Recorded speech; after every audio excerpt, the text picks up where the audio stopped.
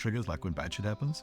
Glimmer is when you see glimmers of the thing that you desired, like the thing that you wanted happening. I think if all the good people had all the money, this would be a world I want to live in. And let's try and get there as fast as possible. I think business is the ultimate spiritual journey because it's easy to be spiritual when you're sitting on a mountain. It's hard to be spiritual when you can't make payroll. Sales is an act of service, and you have to be willing to be uncomfortable in order to do that, and then being able to connect it with a way for them to get where they want to go. This episode of the Complete Retreat Podcast is brought to you by retreathelp.com, where conscious retreat owners go to sell out their events, increase revenue, simplify their business operations, and have a greater impact on the world with less stress. Retreat Help is changing the retreat industry with its dynamic and innovative business systems that allow retreat business owners to spend less time on tedious administrative tasks and more time doing what they love. Give us a call and let our experience and expertise accelerate your business. From creating professional, high-performing websites that boost credibility, improve the customer experience, and increase sales, to setting up a complete technical system that grows your business on autopilot 24/7 without you needing to manage it. Whatever your situation is, Retreat Help's got you covered. Whether you're new to the retreat industry or you're a well-established veteran, save yourself time and money by leveraging Retreat Help's comprehensive business solutions. Visit retreathelp.com and set up a call to learn more. What is up? Welcome to another episode of the Complete Retreat Podcast, where I talk to retreat creators and retreat industry experts about what it takes to create a thriving retreat business. My guest today is John Daniels. This guy is a wizard. I have honestly never heard anybody else talk about spirituality and marketing in the way he does. His deep understanding of marketing and ability to bridge both of those worlds offers a really unique and powerful perspective on how people can grow their businesses. John gives a really incredible and super valuable high-level overview of marketing. Now, this is applicable to anybody who's running or owning a business. He talks about the different stages of the marketing journey and what people should focus on depending on where they're at in their business journey. And John has a depth of knowledge in marketing. I know I'm going to go back and re-listen to this episode probably once or twice. And I have a sense that most people who listen to it will want to listen to it again because there's just so much information here. So without any further ado, let's get into it. John, it's a pleasure to have you on the podcast today. The way I typically like to start these conversations is what's present with you. What's exciting for you in your life right now? What are you jazzed about? Oh man, thing I'm most jazzed about, I think, there's a time in your life you set a goal and you figure out what you want, and then you take action, and then you kind of go, what the hell's going on? And then you start to see things starting to glimmer, right? Where you start to be like, oh wow, like, is this who I am? Is this the thing? So there's a couple of things like right now that I'm just like, whoa, that just happened. Like, that's very cool. So, and that's the new word that's come into my world is glimmer. I learned it as the opposite of a trigger. A trigger is like when bad shit happens. Like glimmer is like when you see the glimmers of the thing that you desired, like the thing that you wanted happening. I'm like, yeah. So that's what's happening right now. I'm feeling some glimmers. I love that. I love that way of framing it and that language around it. So we had a conversation recently and you kind of explained what you do. So if you could give us a brief rundown of what you provide, how you serve people. And I think what you do is a really powerful service. So yeah, what you're doing now and how you got to where you are, because people who are listening to this are going to hear your accent. It's something I touched on a little bit at the end of our last conversation and I couldn't pinpoint it. So I'm sure there are a lot of people who are curious as to the origins of John Daniels. Amazing. Well, in short answer, I run a marketing agency where we help coaches, experts, healers get clear on their message, deliver that at scale, monetize their mission, help make the world a better place. In a sense, do good and make money. Because I think if you're on a spiritual path, it's almost your duty to make money because, you can rail against, like, oh, money's all evil. I'm like, nah, I think if all the good people had all the money, like, would be like, this would be a world I want to live in. And like let's try and get there as fast as possible. How did I get there? Well, I've got to tell a bit about the story. I'll tell you a bit about an exorcism, a girl, and a voice. So how about that? So I think A Tale of Three Chapters. As a kid, I remember one of my earliest memories is my mom had this jewelry box of all and necklaces and stuff. All used to get all stuck in, and I used to love just unpicking them slowly but surely, and this painstaking detail of just unthreading stuff. And that's I still feel like I'm doing that today with my clients and, marketing systems. Back then it was more about figuring out like, what the hell, am I doing here? Like, why am I here? What does it all mean? I was raised, in South Africa, moved around quite a bit. My parents got divorced when I was quite young, so I got to experience like quite a lot of different places, a lot of different environments. And one of them was a school where I went to high school. And, after living in a very small town in rural South Africa, I was like the only English grade 4. I was like, I had this very adult conversation with my mom saying, you need to send me to the boarding school so I can get a proper education. I'm at the age of like 11 or something. But this is the school was like quite a heavy Christian school. And like, I have no problem with Christians, but they were quite like constricted about like how to do stuff. And me being a very curious dude, like trying to unravel the secrets of the universe, it was like, no, anything that is not in this little bubble is satanic, right? So I was like, fatalism, what's that? All right. But one day I was like, I'm going to give my life to the Lord. And I remember like me and my two buddies were walking to school, and we're going to go to Bible study and give our lives to the Lord. And but on the way there, my one buddy was showing me this death grip, like he was trying to squeeze my chest in this like grip. I was like, he was like, yeah, and all that. But anyway, this will be relevant in a second, where we then, went through the whole process, like gave our lives to the Lord, very serious. And as I was walking back, the hostel master said to me, listen, John, just step into my office quick, because, the Bible study was in the school building. And he said to me, are you serious? And I'm like, yes, I'm serious about this. But as I was doing this, I was rubbing my chest because it was sore from the death grip, right? And as I start rubbing my chest, he says, is my chest sore? And I'm like, yes, it's sore. And he gets this look in his eyes and he says, it's the Argos and Argon. It's the 9 generals of Satan manifesting in you. Right. And I'm like, now I start chuckling because I'm like quite serious about having walked this one path. But now I'm getting this experience of like, this dude's got this so wrong. So I start laughing, right? And the more I start laughing, the more he's like, see how they manifest. So I start laughing even more because I'm like, this is just hilarious, like how wrong this dude's got it. Right. So the more I'm laughing, the more he's getting, in the name of Jesus, leave this boy. And I'm just like laughing. I'm like ugly crying. When you're laughing so hard, you can't speak, like this snot's running down my face. Like I can't, I'm like, and he's like, yes, like we're already getting somewhere. So by the time I eventually calmed down, he's decided that the demons have left. And I'm like, right. Okay. Like I've definitely something's left. But I remember walking out that day, that building, and I looked up at the sky and I said to God, like, you and I are going to talk directly from now on.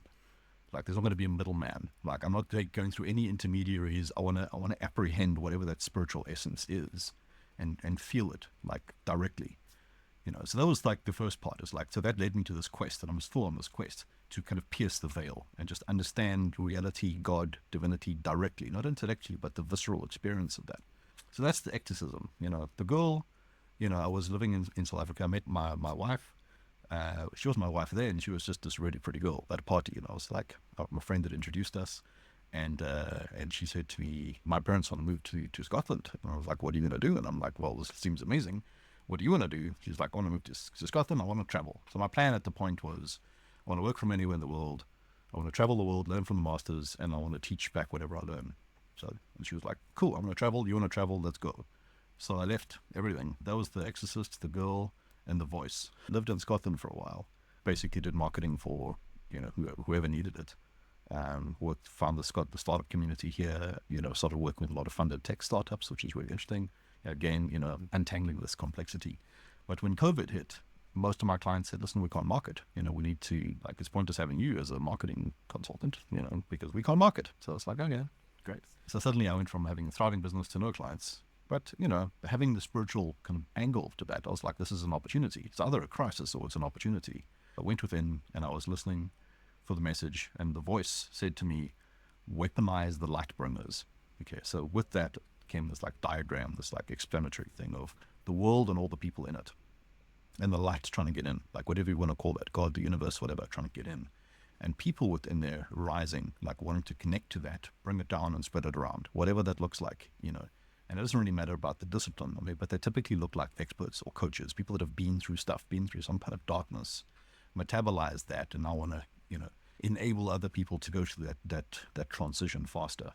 And these people want to rise, that they're connected, but they're encountering this friction of, often it's technology. They love technology, they love websites, they love all the stuff, but the minutiae of putting that together, not their flow. And the other thing is that piece of understanding, how do I actually monetize this thing? How do I take this impulse, this urge to serve, and build something that I can earn a living and scale that. So, so that's been the mission of the last 4 years of, really leaning into that to figure out like, what do these people need? Who are they? How does it work? Like, what are the challenges, and how do we, organize, solutions, services, processes around that to weaponize the light bringers, right? To help more people connect, bring more light in, help more people rise, and in some way make the world a better place. So that's the journey, man. That's how we got to here. I love that your slogan, which is do good, make money. And it's so simple and straightforward. And I think for a lot of people who are in this space, what you would call light bringers, the labels for me get a little tricky, and I know, and I get a sense that you feel the same way, but that's what works for you. But light bringers, light workers, whatever you want to call it. Whatever you want to Yeah, call people it. Like who, the numbers of it's the mission, it's the purpose. Whatever you're doing, man. Yeah. If you resonate with that, like, I'm going to back you. people are here to do service and to help make the world a better place, to help usher in the new era, whatever it is that's coming in. I get a sense that a lot of people feel that we're in a transitionary phase. The way that the world once was, very top-down, patriarchal, just the energy was very different. And we're experiencing a shift that's undeniable. And something else is coming in. And there's a group of people, possibly a large group of people, who have incarnated on this planet to help facilitate that transition. And those people, and in my experience, I guess I would resonate with that, being one of those people. And a lot of those kind of folks are the people that I gravitate towards within my circle, within my community, my peers, at least, especially early on in the journey for most, if not all of us. There's a disconnect between the do good and the make money. It was either one or the other. There seems to be this dichotomy, and I think that's partially part of our cultural programming. Money is the root of all evil, and all this nonsense that you hear in certain dogmatic ideologies. And do good and make money, those things are interconnected. And from my personal experience and my belief is that you can only progress so far spiritually until you figure out the make money part of it. Like, you will stall out. Your progress will become retarded at some point until you figure out the monetary aspect, like learn what money is, what the energy of money is, how to work with it, how to grow it, how to utilize it and proliferate it and use it in the world to do good things. So I love that part of your message, and I really resonate with that. And I think a lot of people are coming to the point where they are realizing, no, I have to figure that out. That is a fundamental part of my spiritual growth, ultimately. So kudos. I saw your slogan. I was like, I like this guy already. I have never actually spoken with him, but what he is, just that vibe is, I'm totally with it. And I think more of these conversations need to be had. So I'm really curious as to, like, the folks that you work with, the light bringers, the experts, the healers, whatever their chosen modality is.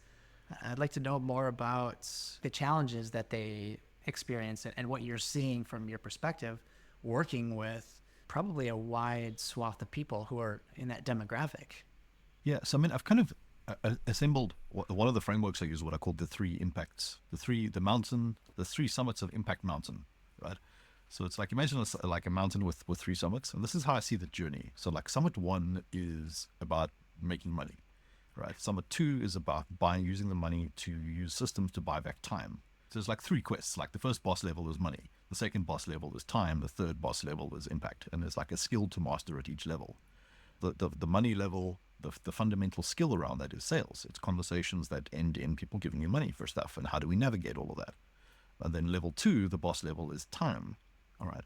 And the skill around that is building systems that do what you used to do one-to-one in order to do that at scale.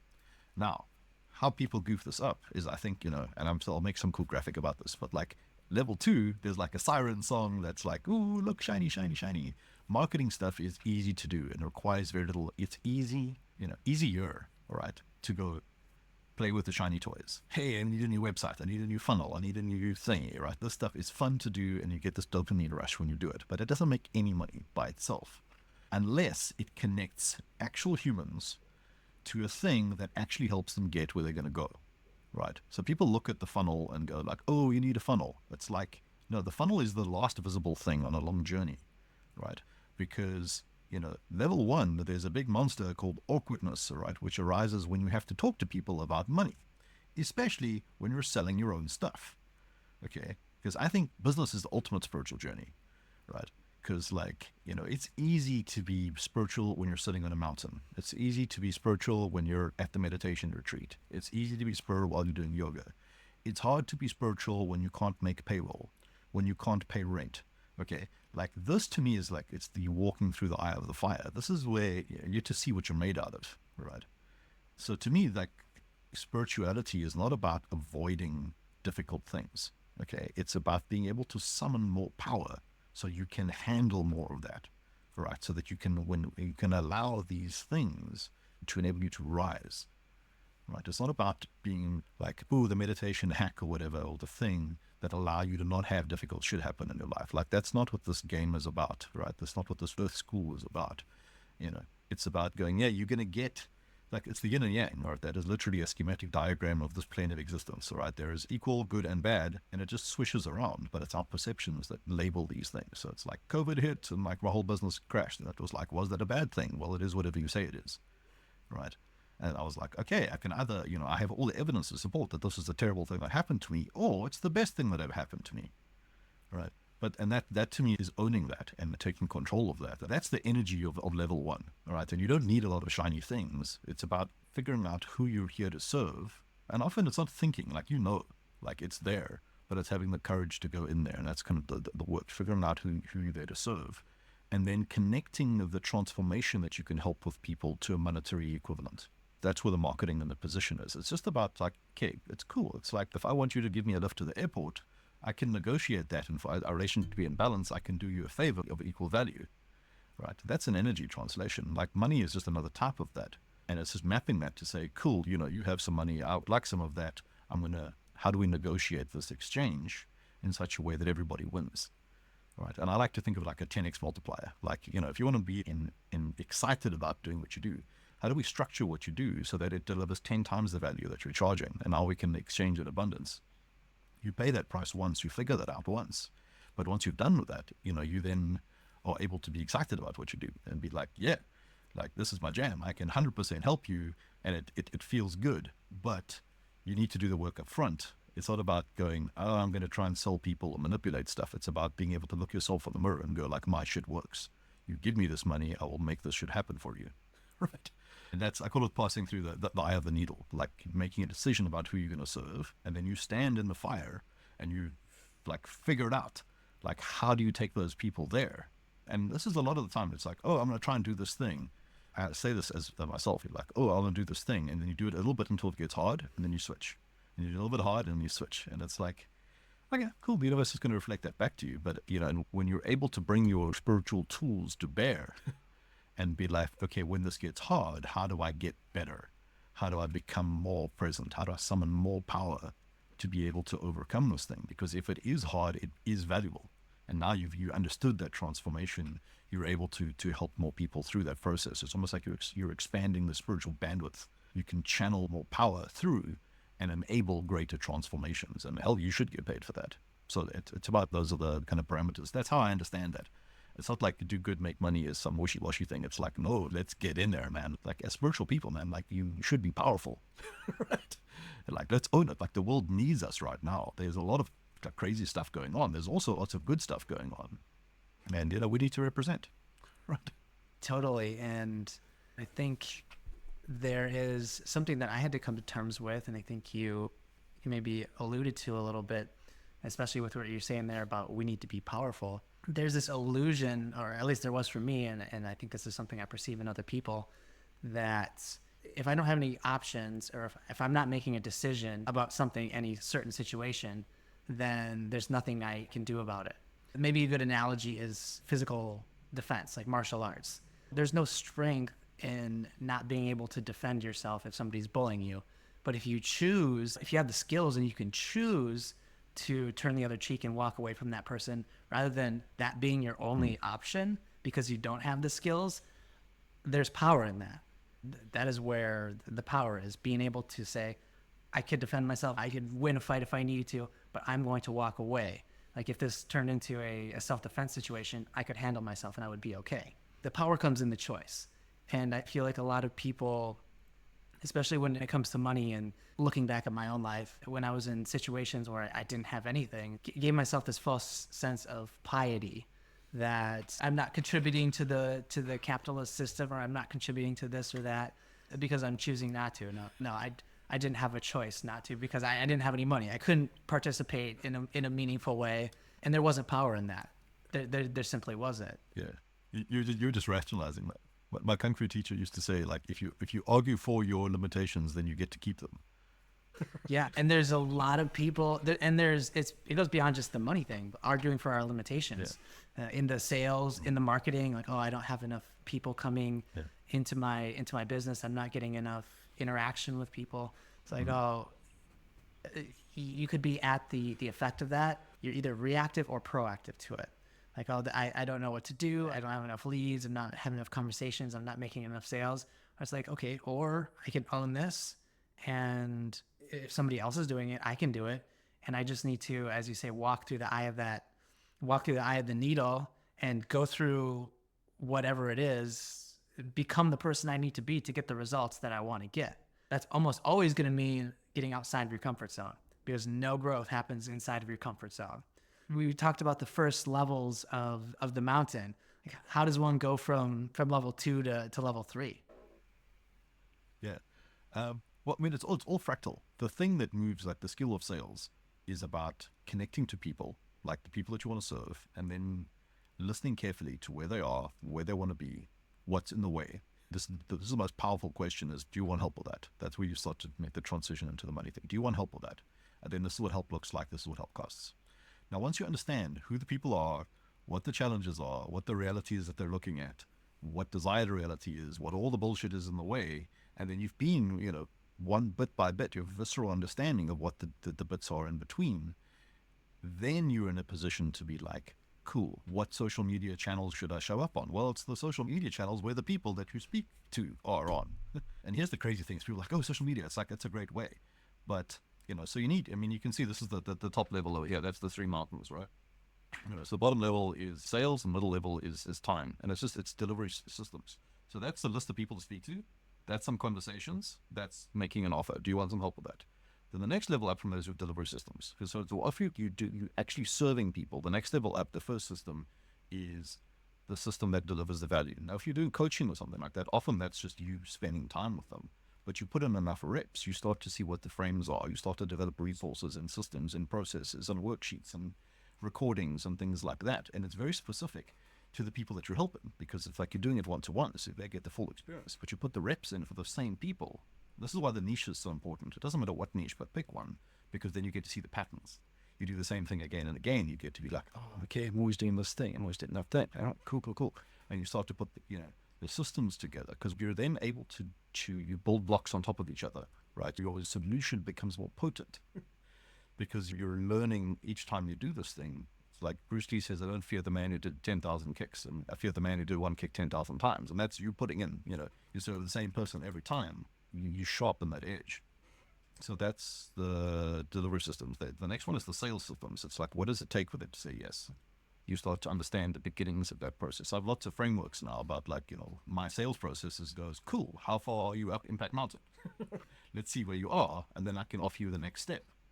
Right. It took me hundreds of calls to get to the point where I'm like, oh, okay, cool. This is, hundreds of different people at different stages. The picture started to emerge. So that's the sales system, get people to say yes. And then there's marketing, which is just the people that were on the list there. You do the work to figure out where they are. You then see where do they hang out, and you can get to them in groups. And that's the thing is like the system, the bridge. You don't need a million different things. You only need one in each place. And then you just put more volume through each of those things.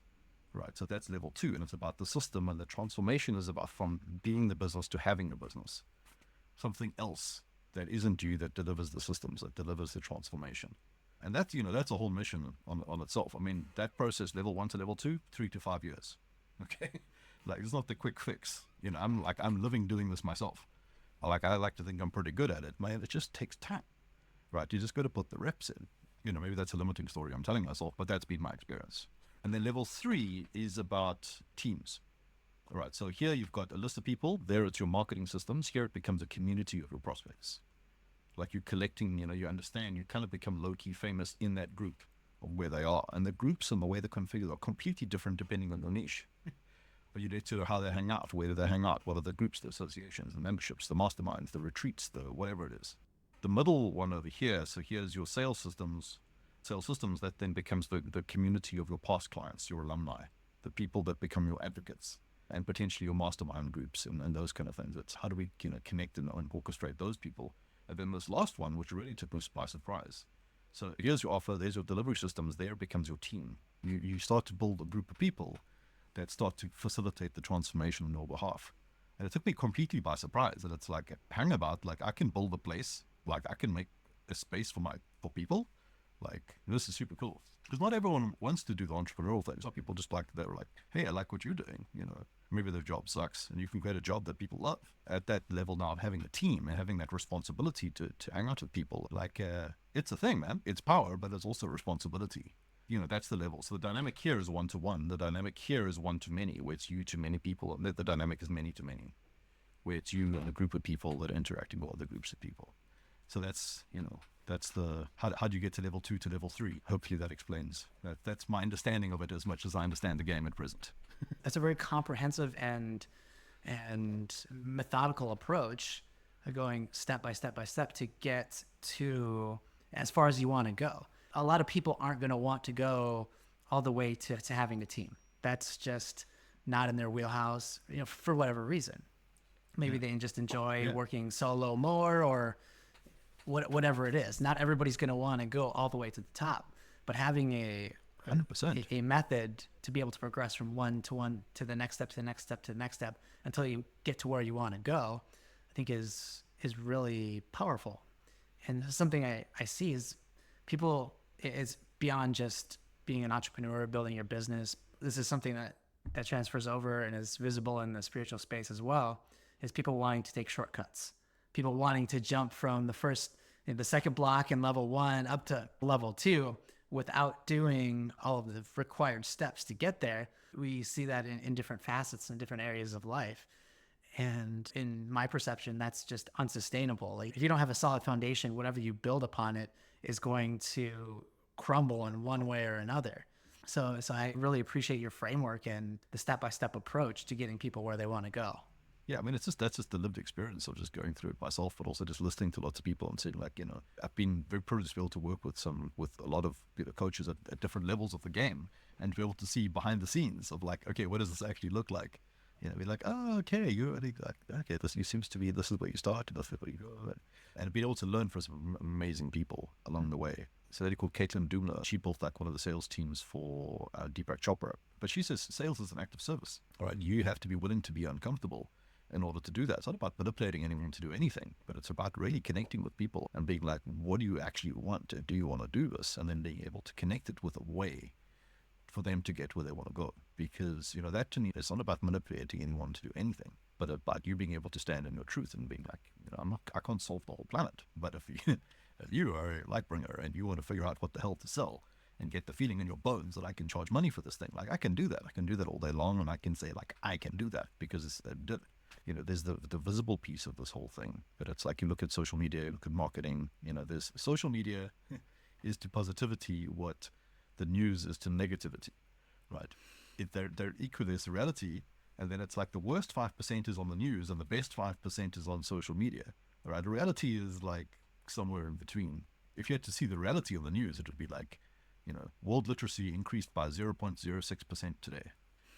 I'm like, okay, super not exciting, all right? But it happens every day, right? It happens every day. It's like that progression is inevitable. It's like warriors of light. We're going to represent the other side of that happening. It's just because something bad happened on the other side of the world and now everybody knows about it.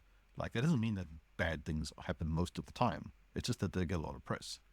So we need to be, mindful of that and be every day there's people performing millions and billions of acts of kindness to each other. And that happens every single day. Just because of the news, it's not happening. In fact, more of that's happening than anything else that you see. And just because people are crushing on social media doesn't mean that you're any less for that happening. So it's almost like you would be okay, if that's happening, that's 1/20th of potentially what's going on. So whatever you think is good or bad feeling you have about seeing that, turn it upside down and multiply it by 20. And that's kind of like, okay, cool. I feel envy for that person, but I'm actually really awesome because of just like who I am. I think there's just so much information stuff coming at us all the time. Sure, you should check your Facebook feed. Sure, you should do that stuff, but also check your spiritual feed. Like I'm trying to, like, when I wake up in the morning and first check my internal notifications, right? Before I pick up my phone and check on my messages, just check, okay, cool. I've just woken up. Like, let's just check my spiritual inbox. Like, are there any messages there? Or like, cool, because that's the reality. Like, that's the thing, and then it's like, okay, cool. Is there any stuff I want to send? Anything, just have that connection. Be like, okay, cool. Thank you so much. Okay, I got that message. I'd like some more guidance on this, please. I'm not so cool about that. Thank you. I'd like some more information about that. And, I wish everybody well, and then go on with your day. So you check that as well, in addition to your social media feeds. Check your spiritual feeds as well. Check your spiritual inbox as well. And, just keep that nice and clean. That's super powerful and such a great insight and a framework that people can think about, and it makes it real for people. Before you pick up your phone and check your Instagram inbox or your whatever feed, like, check in with yourself, especially first thing in the morning, because we're just coming out of the theta brainwave state where our brains are very open. Our minds have had time to integrate what happened from the day before. And often, you're right, there's messages and there's understandings that were there first thing in the morning, right when your consciousness starts to kind of become illuminated to the 3D world. That is a very powerful time to check in with that connection, see what's come in, see what's ready to go out, see what's not serving you. And so many of the people in this community are, the light bringers, as you would say, are very empathic, very sensitive. And I think it's vitally important to have those, especially for people who are empathic, to intentionally take time to check in with yourself and find your center. Because people who are sensitive and they're picking up on energy and different things from the external world around them, people who are more sensitive to the external environment, sometimes it can be easy, if you don't do that check-in, where am I right now, to get lost in the fray immediately. If you don't intentionally take that time to say, who am I, what am I feeling right now, who am I today, right here, right now. And when you have that barometer, that set point, it makes it easier to notice if, when your energy shifts. I was right here earlier, and now I have all these chatty thoughts, or I'm feeling this emotion that wasn't there before. Was this generated from within me, or am I picking this up from the environment or a situation that's external to me? And if I am picking it up from a situation that's external to me, that means I can do something about it. I have the power to control. Once you have that awareness, like, I can do something about this. I'm no longer a victim to the circumstances of the world around me. I can empower myself by different practices, by getting out of a situation, by taking action to get back to where I was, or improve my energetic state, or whatever that is. And sometimes you just have to sit in the shit, and you don't always have to do that. And if it's not yours, then certainly you probably don't have to sit in it. What you said about sales, and that it's not necessarily manipulative, I think more people need to hear that. And I'm 100% in agreement with you. It's an act of service. And in my experience, going through my journey, after the sales calls I've done for like high ticket coaching, the ones that didn't go well, I've had situations where I get to the end of the call and, like, the call's over. I would always have a moment of checking, like, what went well, what didn't go well, just self-reflect and give myself some feedback. And the times where I was disappointed was when I didn't ask the hard questions. When I stayed in my own comfort zone and I didn't ask the question that was going to make things uncomfortable, but the question that person needed to be asked, because apparently nobody around them is asking them why they have this problem. It's clear to me that, after being on the phone with somebody for an hour talking about their situation, it's like, oh, okay, I can see very likely where the root cause of this is from after talking with a lot of people.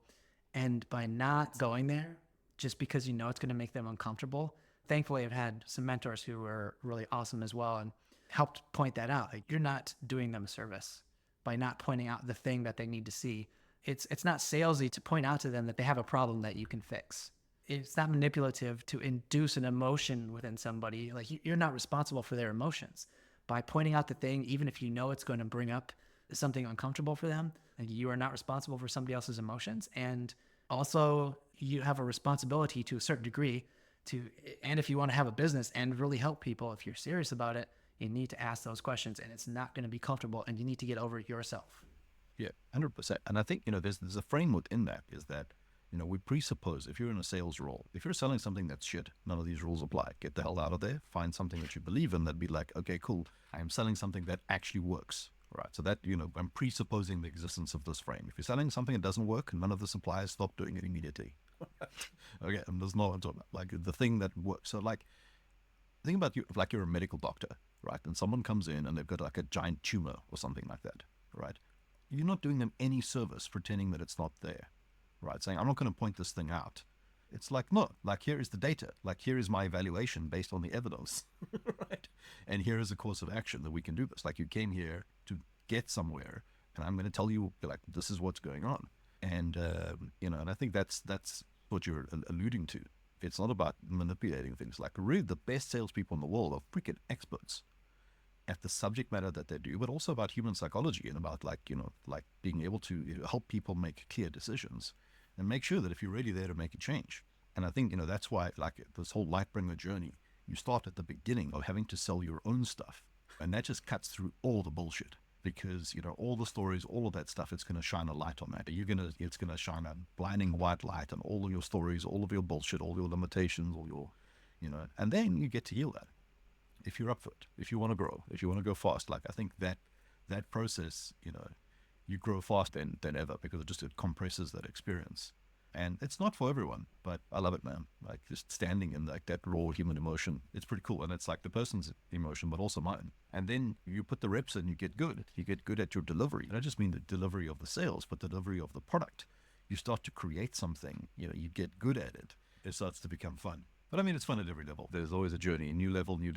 And I think that's having the spiritual frame of this thing is that there's no end point at which, there will be happiness, right? In fact, from the people I've spoke to that are way more successful than me, like the anxiety level, the potential anxiety level goes up at every level because you have more opportunity, but also more responsibility. If you think you're going to do this, and if you're looking for the cop out, the entrepreneurial journey, maybe not for you.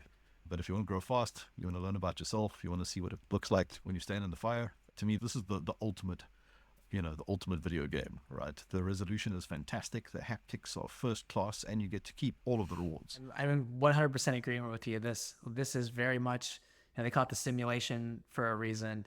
It's the best simulation around. It's awesome. So realistic. And quite, yeah, so realistic. Quite the journey. And like you said, with entrepreneurialism, it's, if you have any success whatsoever, growth is required. I think that's maybe a good place to wind this up. It's been a really good thing to leave people with. If the people out there who are on the entrepreneurial journey, and if it's hard and it's uncomfortable, yes, and it never is not hard or uncomfortable at some point. This is the infinite onion. The layers just keep, you shed one layer, you cut through one layer, and then you get the next layer, and this is really the infinity onion. And yeah, John, I am so grateful for everything that you shared, so much wisdom and the experience that shows in your, just the way that you talk about how you serve people and the real life experiences that you've had and how that translates to the folks that you're working with. How can people get a hold of you? What's the best way to contact you if people are interested in working with somebody who's got as much experience as you do in getting people from point A to point B? Amazing. So LinkedIn is a great place to, if you want to just like have a chat and find out what I'm doing. That's where I'm doing, where I host my events. It's where I share content infrequently, but that's where I share content. And my website is a great place to get started. I mean, I'm very much in delivery mode myself at the moment, so it's fantastic to be able to get out in front of the camera. But yeah, that's a great place to start. Connected Impact Online, can join the journey, book a call with me there, and, let's see where you are on the 3 summits at Impact Mountain, and let's get you from where you are to where you want to be. Yeah, and I'll link those in the show notes, so those will be available for everyone. But John, thank you so much. This has been a pleasure. And we didn't even get to AI. That'll have to be for the next conversation, and I'm really looking forward to speaking to you again. All right, next time. Exploring that. Yeah, fantastic. Man, I want to go there. I think it's, I really want to go there. I think it's a fascinating frontier to explore. So thank you very much, and everyone take care and be well. Thank you very much. Same to you.